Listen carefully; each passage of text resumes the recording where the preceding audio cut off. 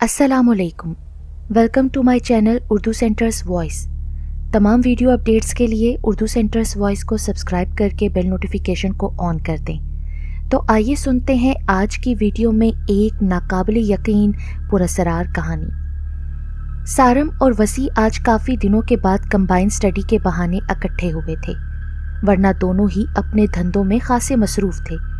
ये उन दोनों का फाइनल ईयर था, इम्तिहान करीब थे।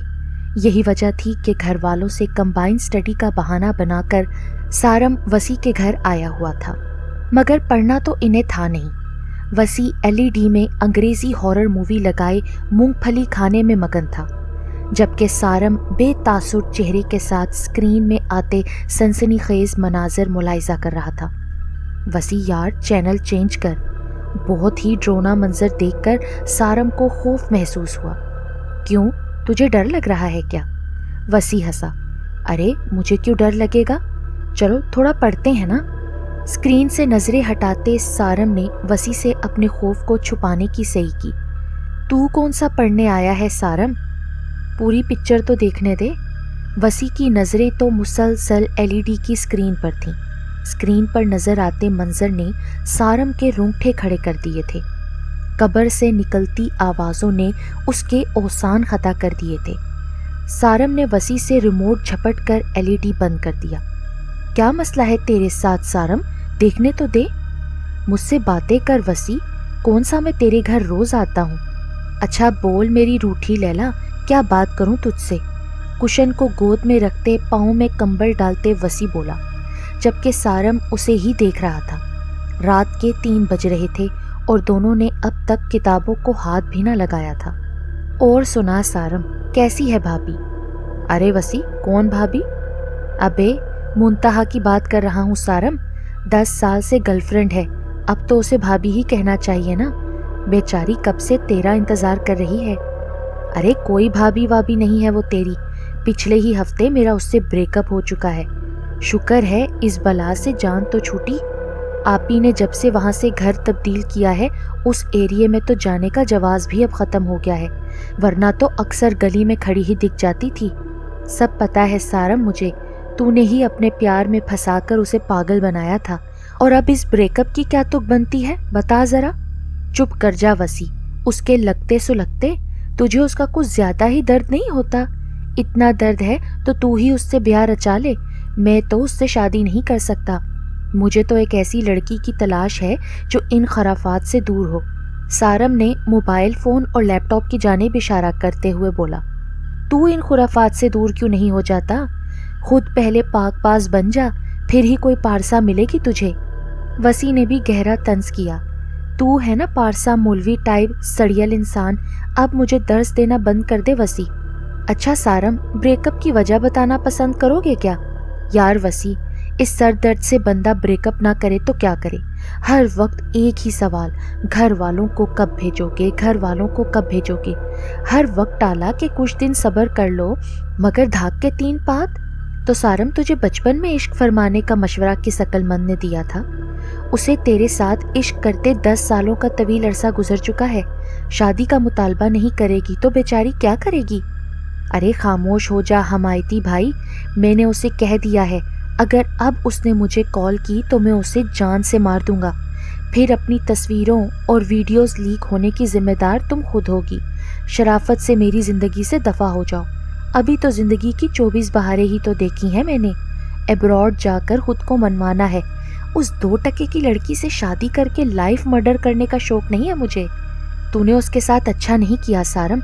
चाची को कहकर पहले बात पक्की कर ले, फिर भले अब्रॉड चले जाना। यार वसी, मैं उसके साथ सीरियस था ही कब, मुझे उससे शादी करनी ही नहीं थी। तो फिर बता सारम, उसने राब्ता किया तुझसे फिर? नहीं, हमेशा तो बेशर्मों की तरह राब्ता कर लेती थी। 10 बातें और गालियां भी सुनाओ तो भी उसे कोई असर नहीं होता था। 1 हफ्ता हो गया है, मगर अब तक तो शुक्र है उसका कोई मैसेज भी नहीं आया। हाय सारम, कहीं सदमे से बीमार तो नहीं होगी? वसी के लहजे में तशवीश थी। उसे मुंतहा से बड़ी हमदर्दी थी। यही वजह थी कि वो सारम से उसकी हमायत में अक्सर बोल जाता था। अरे उसे इतना मत याद कर, रात के इस पहर मौसूफ़ा की हिचकियाँ ही ना कहीं बन जाएं। सारम के तो लहजे में सर्द महरी का अंसर था। ہر بار کی طرح اس بار بھی اس موضوع کا اختتام سارم کے غصے پر ہی ہوا۔ اسی لمحے سارم کا موبائل فون گنگنا اٹھا۔ بھائی اب کس کی کال آ گئی؟ وسیع نے گھڑی پر نظر ڈالتے ہوئے کہا۔ تیری لگتی سلگتی کی عمر بے حد لمبی پائی ہے، محترمہ کے سوتیلے بھائی نے یاد کیا اور بہنا حاضر ہو گئی۔ سارم نے نخوت سے ناک سکیڑ کے کہا۔ ریسیو کر لے سارم، پتہ نہیں کیا کہہ رہی ہوگی بیچاری۔ سارم نے فون اٹھایا۔ کیا بات ہے؟ تمہیں میں نے کال کرنے سے منع کیا تھا نا، پھر کس خوشی میں کال کر کے میرا دماغ خراب کر رہی ہو؟ سارم تو دھاڑنے ہی لگا، جبکہ وسیع نے اشارے سے اس کو کول ڈاؤن رہنے کا مشورہ دیا۔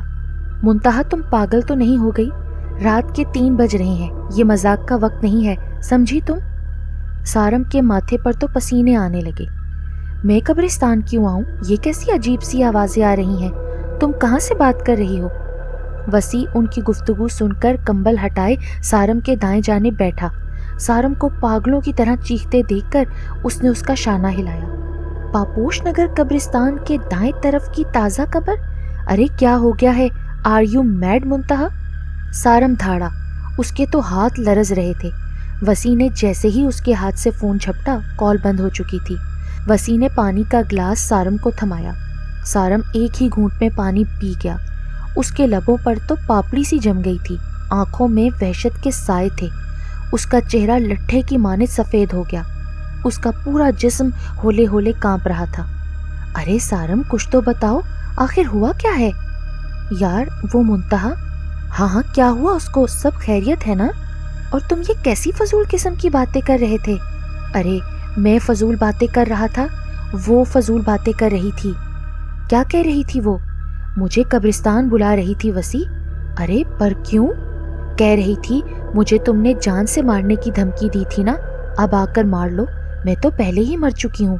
چل سارم، تجھے ڈرا رہی ہوگی، سب کو پتا ہے تجھے ہارر موویز سے کس قدر خوف آتا ہے، مذاق کر رہی ہوگی تیرے ساتھ۔ یار وسیع، اس نے قبر کا ایڈریس بھی بتایا ہے، اور اس کے آس پاس نہایت ہی بھیانک قسم کی آوازیں آ رہی تھیں، جیسے کئی بدروحیں آپس میں بغلگیر ہو کر کورس میں رو رہی ہوں۔ سارم کا خوف کے مارے برا حال ہو رہا تھا، جبکہ وسیع کی بھی حالت اب غیر ہوتی جا رہی تھی۔ ارے چل تو پریشان نہ ہو، ایسا کچھ نہیں ہوگا، تو ہارر فلم دیکھ کر ڈر گیا ہے نا، اب تجھے اس قسم کی فلمیں میں نہیں دکھاؤں گا۔ اب خواہ خواہ ذہن پر زور مت ڈال، چل سونے کی کوشش کر، صبح دیکھیں گے، پھر کال کر کے میری اس سے بات کروانا، میں اس سے کہوں گا کہ پیار محبت اپنی جگہ پر تیری کمزوری پا کر تجھے اتنا ڈرا رہی ہے، حیرت کی بات ہے نا۔ سارم پر کمبل ڈالے وہ دوسرے بیڈ پر سونے کی غرض سے لیٹا تھا، مگر نیند کی دیوی اس کی آنکھوں سے کوسوں دور تھی۔ وہ سارم کو مسلسل دیکھے جا رہا تھا، جو سونے کی اداکاری کرنے میں ہلکان ہو رہا تھا۔ سارم اب جاگ بھی جاؤ، باہر ناشتہ کرتے ہیں، پھر قبرستان چلیں گے۔ وسیع کھڑکی کے پردے ہٹاتے ہوئے بولا۔ گھڑی صبح کے 10 بجا رہی تھی، سردیوں کے دن تھے، ماحول کافی ٹھنڈا تھا۔ کیا یار وسیع، تھوڑی دیر پہلے ہی تو آنکھ لگی تھی۔ ارے کل دیر تک سو جانا، آج اس سلسلے کو ختم کر ڈالتے ہیں۔ کمرے میں بلب جلاتے وسیع جیکٹ پہنتے ہوئے ہم کلام تھا۔ وہ دونوں 10:30 بجے ڈھابے پر موجود تھے۔ سارم نے صرف چائے لی، وہ خاصا ڈسٹرب تھا، جبکہ وسیع بھی چائے ہی پی رہا تھا۔ اسے منتہا سے ایسی حماقت کی ہرگز بھی توقع نہ تھی، وہ تو اسے خاصا سمجھدار سمجھتا تھا۔ چلو چلیں۔ چائے کا مگ خالی کرتے سارم کو سوچوں کے گرداب سے نکالنے کے لیے وسیع اٹھ کھڑا ہوا۔ بائک کی چابی میز سے اٹھائے اس نے سارم کو اٹھنے کا اشارہ کیا۔ سارم نے خالی خالی نظروں سے دیکھتے اس کی تقلید کی۔ امتحان دونوں کے قریب تھے، وسیع کو علم تھا سارم ان چیزوں سے سخت خوف زدہ ہو جاتا ہے، اس لیے وہ اس کا خوف زائل کرنے کے لیے اسے قبرستان لے جا رہا تھا۔ اسے معلوم تھا یہ منتہا کی شرارت ہے، کیونکہ کال کٹنے کے بعد اس نے اپنے نمبر سے بھی منتہا کو کئی بار ٹرائی کیا تھا، مگر منتہا کا نمبر مسلسل بند جا رہا تھا۔ اسی اثنا میں وسیع کا موبائل فون بج اٹھا۔ بائک سائڈ پر روکے اس نے کال ریسیو کی۔ کیا ہوا، سب خیریت تو ہے نا؟ وسیع کو پریشان دیکھ کر سارم نے پوچھا۔ نہیں یار، فرحان بھائی کا ایکسیڈنٹ ہو گیا ہے، آپ ہی نے اسپتال بلایا ہے، چلو وہیں چلیں۔ اپنے بہنوئی کے بارے میں بتاتے ہوئے وسیع نے دوبارہ بائک سٹارٹ کی۔ ہسپتال کا راستہ وسیع نے نہایت تیزی میں طے کیا۔ وسیع کے بہنوئی کی حالت کافی سیریس تھی، اس کی بہن اور اس کے سسرالی بھی خاصے پریشان تھے۔ سارم اور وسیع نے بھی بلڈ بینک میں جا کر خون دیا۔ ان ساری پریشانیوں میں سارم اور وسیع فون کال کی بات ہی بھول چکے تھے۔ مغرب کے بعد ان کی حالت سنبھلی، اب وہ خطرے سے باہر تھے۔ سب نے ہی سکھ کا سانس لیا۔ وسیع کے امی ابا بھی ہسپتال پہنچ چکے تھے۔ بھائی کے ہونے سے بہن کو بہت حوصلہ ملا۔ اس نے اپنے بھائی کا بہت شکریہ ادا کیا۔ میرا پیارا بھائی، اللہ تمہیں سدا سلامت رکھے۔ اچانک ایسی خبر نے دہلا دیا تھا مجھے۔ اگر تم نہ آتے تو پتہ نہیں میں کیسے سب سنبھالتی۔ ارے آپی، آپ اتنا پریشان کیوں ہو رہی ہیں؟ جب تک آپ کا بھائی سلامت ہے آپ کو پریشان ہونے کی بالکل ضرورت نہیں۔ وسیع نے اپنی بہن کے دونوں ہاتھوں کو تھام کر تسلی دی۔ یہ کس کا فون ہے؟ چارجنگ پر لگا بج رہا ہے۔ بہن کی نند ہاتھ میں موبائل تھامے ویٹنگ ایریا میں آئی۔ میرا ہے۔ سارم نے آگے بڑھ کر سیل فون تھاما، جبکہ وسیع کی نظریں سارم پر ہی مرکوز تھیں۔ اسکرین پر جگمگاتے نمبر کو دیکھ کر سارم پریشان ہو گیا۔ وسیع کو جاننے میں لمحہ بھی نہیں لگا کہ کس کی کال ہو سکتی ہے۔ چلو سارم، باہر چلیں۔ آپ بھی، ہم تھوڑی دیر میں آتے ہیں، سارم کو تھوڑا کام ہے۔ وسیع یہ کہتے ہوئے اٹھا۔ ہاں جاؤ، آرام سے فریش ہو کر آنا۔ ہیلو، کیوں کال کر رہی ہو مجھے؟ سارم چلایا۔ تم مجھ سے ملنے کیوں نہیں آئے سارم؟ منتہا کی ہنسی میں ٹوٹے کانچ کی کرچیاں تھیں۔ ارے مجھے تم سے ملنے کا کوئی شوق نہیں، آئندہ کال کی نا تو مجھ سے برا کوئی نہیں ہوگا، سارم نے ڈانٹ کر کہا۔ عین اسی وقت وسیع اس کے پش پر کھڑا ہوا تھا۔ بی کول یار، میں نے جہاں بلایا تھا وہاں آ کے ملو، میں تمہارا کب سے انتظار کر رہی ہوں، مجھے جان سے کب مارو گے میری جان؟ منتہا پھر سے ہنس کر گویا ہوئی۔ اس کی ہنسی میں گہرا طنز تھا۔ سارم نے اس کی ایسی ہنسی پہلی بار سنی تھی۔ تم پاگل تو نہیں ہو گئی منتہا، یا تمہارا دماغ خراب ہو گیا ہے؟ سارم غضبناک ہوا۔ نہ میں پاگل ہوئی ہوں، نہ ہی میرا دماغ خراب ہوا ہے، تم آؤ تو صحیح نا۔ اس نے اصرار سے کہہ کر لائن منقطع کر دی۔ اب اس نے کیا کہا سارم؟ وسیع وہیں بلا رہی ہے، تھی تو بلا کی ڈرپوک، قبرستان بلا کر پتہ نہیں کون سا تماشا بنانا چاہ رہی ہے۔ تو پریشان نہ ہو سارم، وہ جان بوجھ کر تجھے خوفزدہ کر رہی ہے، وہ سمجھ رہی ہے تو وہاں جائے گا ہی نہیں، اور وہ تجھے ہمہ وقت خوف میں مبتلا کرتی رہے گی۔ ہم ابھی چل کر اس قصے کو یہیں ختم کر دیتے ہیں۔ یار وسیع، رات ہو رہی ہے، صبح چلیں گے۔ ارے سارم تو گھبرا مت، میں ہوں نا تیرے ساتھ، خود ہی اصلیت سامنے آ جائے گی، پھر میں خود اسے فون کروں گا کہ ایسا مذاق آئندہ نہ کرے۔ فی الحال مطلوبہ جگہ چلتے ہیں اور آج ہی سلسلے کو ختم کرتے ہیں۔ وسیع نے یہ کہتے ہوئے بائک سٹارٹ کی۔ سارم اس کے پیچھے بیٹھ کر کسی گہری سوچ میں غرق ہو چکا تھا۔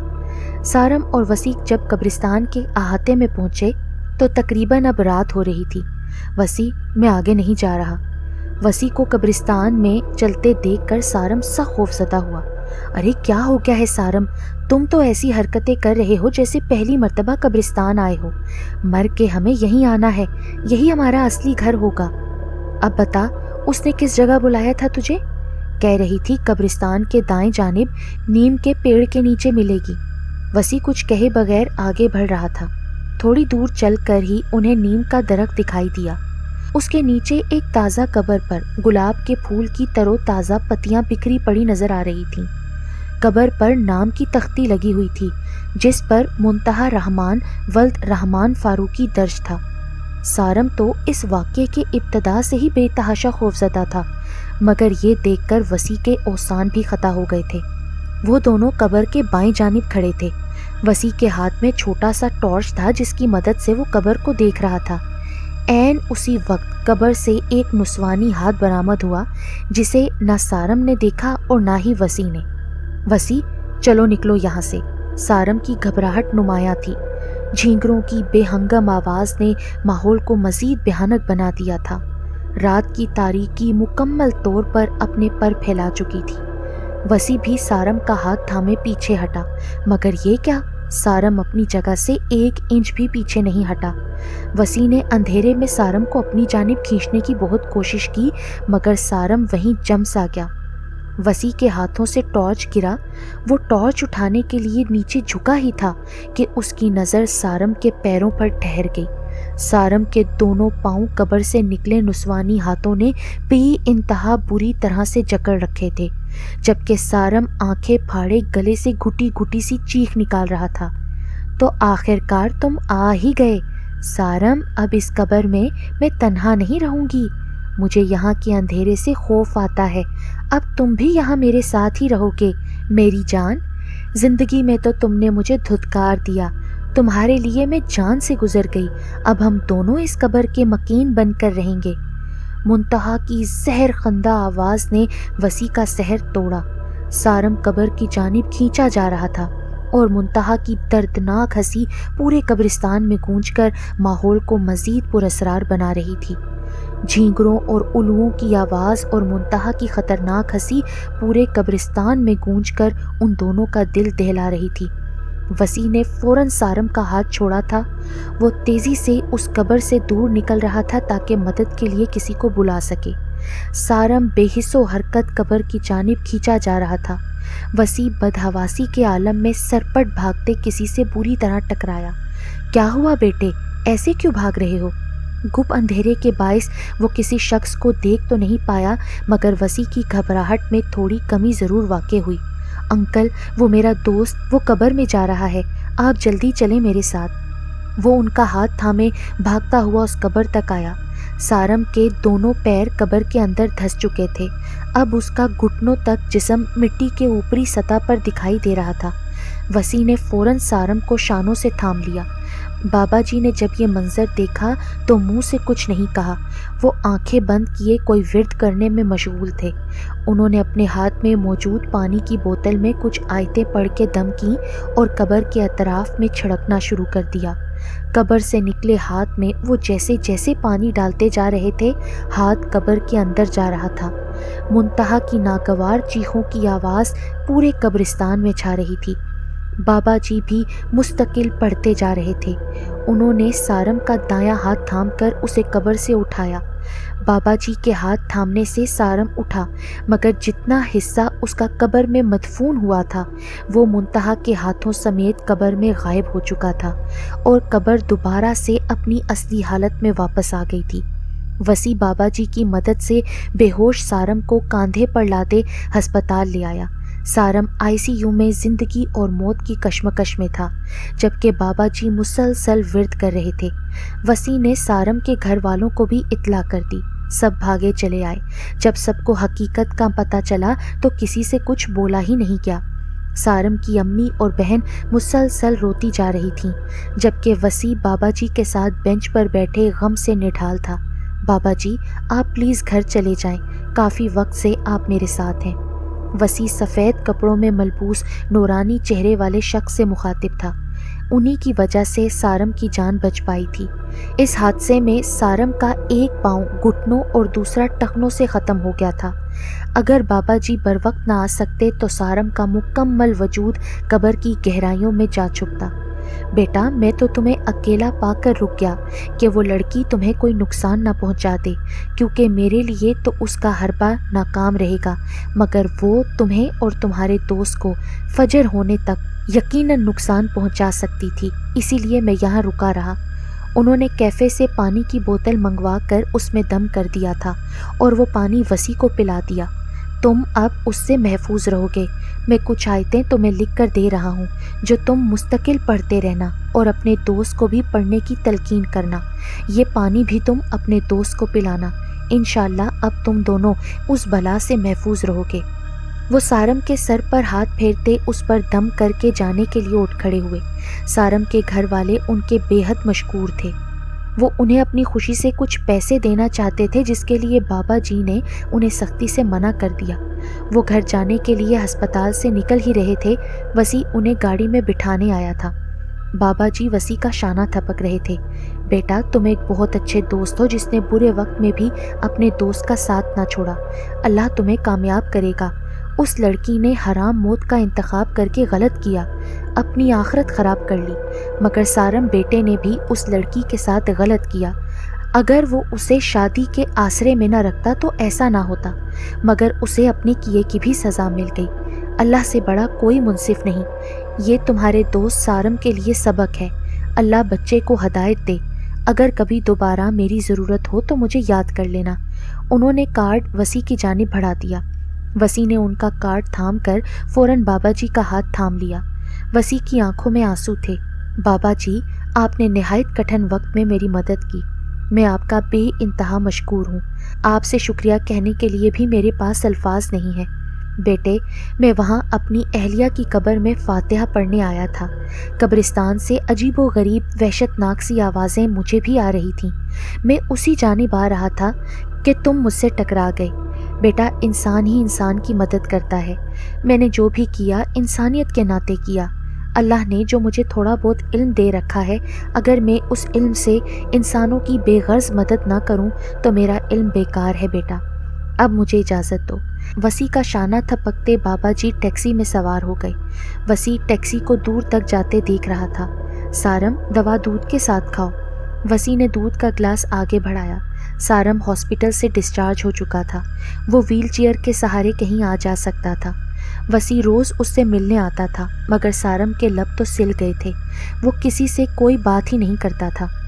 क्या हो गया है तुझे सारम? तू कोई बात ही नहीं करता? क्या बोलूं?